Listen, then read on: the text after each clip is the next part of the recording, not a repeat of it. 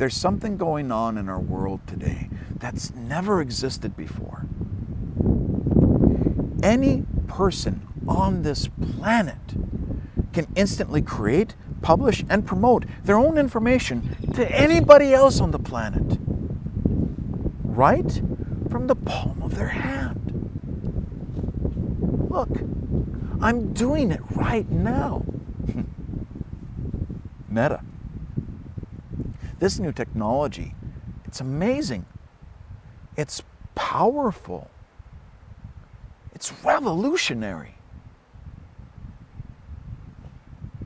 Not to mention, dangerous. For comparison, check out this fun fact. Just 200 years ago, the fastest way to transmit information on our globe was by animal. Whether we're talking horse or pigeon or human. So when the War of 1812 peace treaty was signed in London on December 28, 1814, news about this treaty took 2 months to traverse the Atlantic and find its way back to DC, giving Andrew Jackson just enough time to win the Battle of New Orleans, a victory which made him infamous and catapulted him into the presidency just 15 years later. So chew on this. Had these things existed 200 years ago, this wouldn't exist today.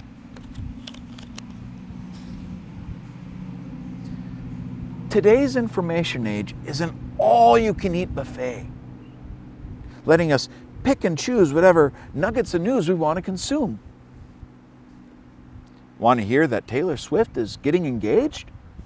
There's a vid for that. Want to hear that Taylor Swift is going through a breakup? There's a vid for that too. Want to hear that Taylor Swift and Elon Musk are conspiring together to create a neo-fascist movement to take down the United States government? Well, no vid for that one yet, but maybe in a couple of days. But this begs the question, which of these stories is true? Or, more importantly, can anything today be trusted as truth? Because what's stopping me from telling you that there's this worldwide conspiracy to kidnap children, torture them, and extract from their blood a serum sought by billionaires to keep them young and healthy? Nothing. But if it boosts my likes, shares, and subscribes, cha-ching, winner, winner, chicken dinner. Because today's information age is all about the Benjamins. So the only posts that I'm motivated to make are those that increase the viewers and attract the advertisers. Truth? Psh, be damned. Complicating matters even further is that most good sources of information are typically trapped behind a paywall because publishing truth costs money.